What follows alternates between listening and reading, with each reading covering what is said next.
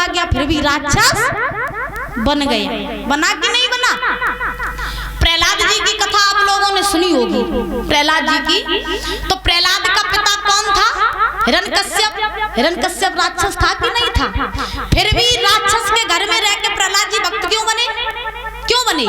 अपनी माँ के कारण। क्योंकि प्रहलाद की माँ जो थी वो भगवान की बहुत बड़ी भक्त थी। इसीलिए बताया जाता, कभी ये मत सोचना कि संतान बुआ पे गई या मौसी पे गई। हमेशा देखना कि संतान के लक्षण माता पिता में से आते हैं। जो घर का माहौल जैसा बनाओगी वैसी संतान बनेगी, क्योंकि जैसा राज्य का राजा वैसी राज्य की प्रजा। जैसे घर में संस्कार डालोगे वैसी संतान आपकी बनेगी। सवेरे हो, रोज सवेरे ठेका पे जाओ और शराब पी के आओ, और भाई संतान को संस्कार दे कि बेटा हम सवेरे उठ के ठेका पे जा शराब पिए तो तुम पियो करियो। अब जब बच्चों को ऐसे संस्कार दोगे तो शराब तो पिएगी। बताओ सही बात है या नहीं है? बोलो राधे राधे। अब महाराज धुंधकारी जो था वो बड़े बड़े पाप करने लगा। जब पाप करने लगा तो धुंधकारी को समझाया आत्मदेव महाराज ने, बेटा मेरी बात मानो, ये जो तुम पाप कर रहे हो पाप करना छोड़ दो। धुंधकारी ने जवाब दिया, नहीं पिताजी, जैसा मेरी प्रवृत्ति हम वैसे ही रहेंगे, तुम्हारे कहने से हम सुधरेंगे नहीं। और अगर तुम हमें ज्यादा समझाओगे तो पिताजी तुम्हारे लिए अच्छा नहीं होगा। अब तो महाराज जो इतने वचन कहे सोई आत्मदेव शांत हो गए। अब जैसे ही शांत हुए सूत जी महाराज समझा रहे 88,000 ऋषियों को कि ऋषियों, अब तो धुंधकारी बड़ा जैसे ही हो रहा है वैसे ही चोरी करने लगा। चोरी करने लगा महाराज, मांस खाने लगा, मदरा पीने लगा, चरित्रहीनता फैलाने लगा, जुआ खेलने लगा। तो घर में जितनी भी धन संपत्ति होती चुपचाप से चोरी करके ले जाता, और ले जा करके सब कहीं जुआ खेल लेता, शराब पी लेता, मांस खा लेता। बड़े बड़े उत्पात करने लगा धुंधकारी।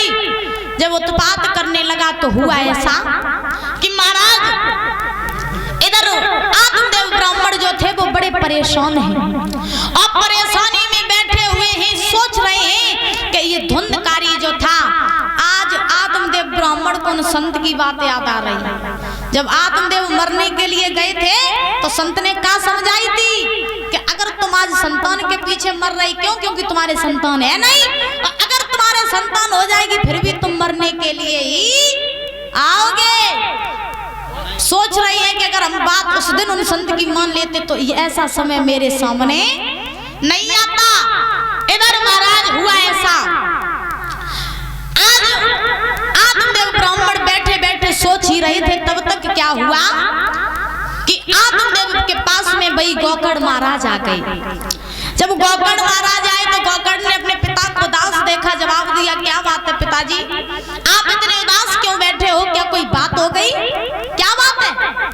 आत्मदेव ने जवाब दिया, बेटा बात तो ये है कि तुम तो जानते ही हो कि तुम तो भगवान के बहुत बड़े भक्त हो, और तुम्हारा भैया जो धुंधकारी है वो बहुत अत्याचार करता है। अब मेरे समझ में नहीं आ रहा है कि मैंने उसे बहुत समझाया लेकिन वो समझ नहीं रहा है। बेटा अब तुम ही बताओ कि हम क्या करें? हमें अब संसार में जीना अच्छा नहीं लगता, अब मैं चाहता हूँ कि मैं मर जाऊं।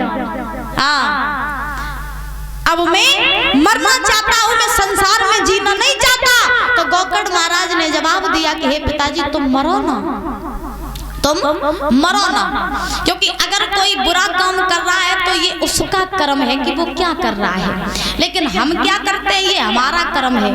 अच्छा कोई पागल व्यक्ति जा रहा हो, कोई पागल व्यक्ति जा रहा हो तो वो तो पागल है ही, वो तो पागल है ही, और रास्ते में अगर वो जा रहा है और गाली बकता हुआ जा रहा, सामने से आप आ गए, उसने आपको भी गाली दे दी, और उसने आपको एक गाली दी क्योंकि वो पागल है, उसे समझ नहीं आ रहा कि हम क्या कर रहे हैं। उसने आपको एक गाली दी, आप बात दो सुनाए दे, तो आपसे बड़ा पागल कौन होगा बताओ? तो कोई आपके साथ क्या कर रहा है ये उसका कर्म है, और हम किसी के साथ क्या करते हैं ये हमारा कर्म है। अच्छा एक बार की बात बताएं, एक नगर में एक संत रहते थे, और वो संत जो थे वो रोज सुबह उठ करके गंगा स्नान करने के लिए जाया करते थे। जब गंगा स्नान करने के लिए जाया करते थे जो रहे सो गंगा में स्नान कर रहे थे, और जब स्नान कर रहे थे तो उन्होंने क्या देखा कि बिच्छू रहे, वो बिच्छू गंगा में जा रहा है और महाराज को डूब रहा है वो बिच्छू। तो उन संत ने क्या किया, संत थोड़े सील हृदय के थे, तो संत ने जवाब दिया, देखा मन में सोचा कि बिच्छू है वो डूब रहा है तो हम इसे बचा लें। तो संत ने हाथ बढ़ाया उस बिच्छू को बचाने के लिए, सोई महाराज बिच्छू ने डंक मार दिया। सो फिर संत ने छोड़ दिया, अब फिर से छोड़ा तो देखा कि फिर से डूब रहा, संत ने फिर उठाया, उसने फिर डंक मार दिया। अब ऐसा कई बार होता रहा, तो पास में खड़ा एक व्यक्ति देख रहा था कि हमें लगता है ये संत बिल्कुल पागल है। क्यों? क्योंकि ये बिच्छू जो है बार बार ये बचा रहा है, बिच्छू इसे डंक मार रहा है, ऐसे तो ये मर जाएगा। तो वो व्यक्ति संत के पास में आया, जवाब दिया, जब बताओ महाराज का तुम पागल हो? संत बोले क्यों? व्यक्ति बोला इसलिए कि तुम जब बिच्छू को बचाना चाहते हो और ये बिच्छू तुम्हारे बार बार डंक मार रहा है, अरे मर रहा है तो उसे मरने दो, तुम क्यों मरे जा रहे हो? संत ने जवाब दिया, यही तो तुम्हारी भूल है। अगर मेरे अंदर ये प्रवृत्ति है, मेरे अंदर ये क्षमता है कि हम इस बिच्छू को बचा सके, तुम कुछ भी करेंगे इस बिच्छू को बचाएंगे, क्योंकि ये मेरा कर्म है और मैं जानता हूँ कि मैं इस बिच्छू को बचा सकता हूँ, और डंक मारना बिच्छू का काम है तो ये तो मारेगा। बताओ, बिच्छू अगर डंक मारना छोड़ दे तो फिर उसे हाथ में लेके ना घूमो, उसे घर में ना पालो, अगर डंक मारना छोड़ दे, क्योंकि उसका काम है डंक मारना, हमारा काम है बचाना। अगर हम चाहते हैं हमारे आंखों के सामने कोई डूब रहा है तो उसे हम बचा सकते हैं, तो कुछ भी करके हम उसे बचाएंगे। बात समझ में आ रही है? हाँ, इसीलिए हम क्या करते दूसरों के साथ, वो तो भगवान देख रहा है, और दूसरा हमारे साथ में क्या करता उसका भी भगवान देख रहा है। इसीलिए खुद में इतनी क्षमता रखो कि हम किसी का बुरा ना चाहे। बोलिए गोविंद भगवान की। तो इधर सूत जी महाराज समझा रहे 88,000 ऋषियों को कि हे ऋषियों, धुंधकारी जो है वो दिन ब दिन चोरी डकैती करने लगा, मांस शराब पीने लगा।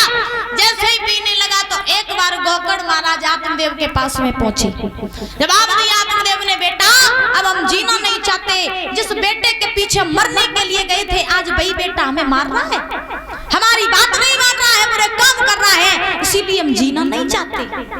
गोकर्ण महाराज ने जवाब दिया, पिताजी अगर आप मेरी बात मानो तो ऐसा करो कि आप मरो नहीं, और आप वन में जाकर के भगवान का भजन करो, मोह माया को त्याग दो। क्यों इसमें पड़े हो?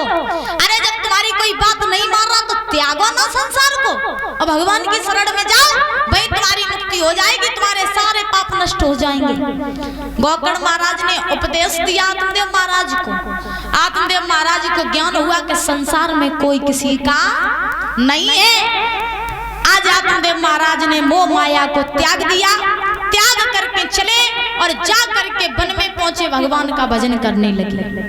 जब भगवान का भजन करने लगे, इधर धुंधकारी जो रहे उसके उत्पात दिन ब दिन बढ़ने लगे। जब उत्पात दिन ब दिन बढ़े तो महाराज घर में जितनी भी धन संपत्ति थी सो धुंधकारी सब ले गए, और ले जाए करके शराब पी ली, मांस खा लिया, जुआ खेल लिया, सब बर्बाद कर दिया, सब धन संपत्ति सब ले गया, सब बर्बाद कर दी।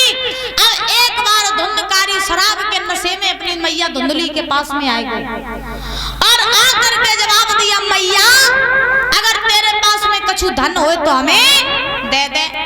अब धुंधली सोचने लगी, आए जो फिर आइयो, अब जो हम तो धन और मांग रहे हो, अगर हमने जाए ना दो तो अब जो हमें मारेगो। तो धुंधली ने जवाब दिया, धुंधकारी बेटा अगर तुम्हें धन चाहिए तो जितो सब कछु तो सो तुम सब दाव खेले आए, जुआ में हारे आए, अब तो बेटा मेरे पास कछु नहीं, तुम्हें पिता आते 100 वन में जाएगी तपस्या करने लगे, अब मेरे पास कछु नहीं है। धुंधकारी कहने लगा, अगर तेरे पास जो कछु होए सो तू चुपचाप हमें दे दे, और नहीं दिए तो फिर हमसे बुरो कोई ना होए। अब महाराज धुंधली कहने लगी, अब तो आफत आई गई, अगर नहीं दे रहे तो भाई, और दे दो तो जो कछु है सो चलो जाए, मेरे पास कछु नहीं रही है। तो धुंधली ने जवाब दिया, बेटा ऐसा कर कि अगर तुझे धन संपत्ति मुझसे कुछ चाहिए, धन चाहिए, तो तू अभी चला जा, कल जब होगा तब हम तुझे दे देंगे, अभी मेरा बहुत अंदर रखा है। धुंधकारी ने जैसे इतने वचन कहे वहां से चला गया।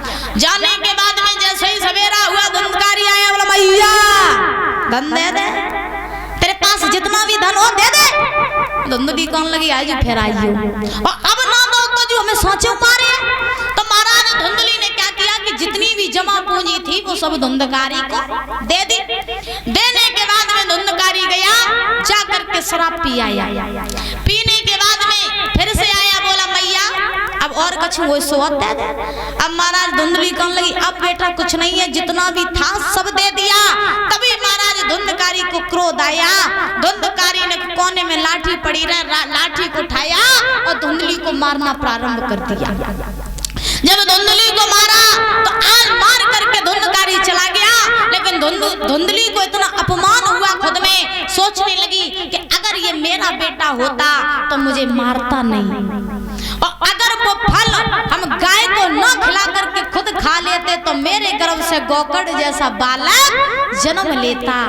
लेकिन वारे किस्मत, वारे समय महाराज ध्यान रखना, धुंधली को अपमान हुआ और पास में जाकर के गांव में एक कुआं था, उसी में जाकर के छलांग लगा दी, अपने प्राणों को त्याग दिया।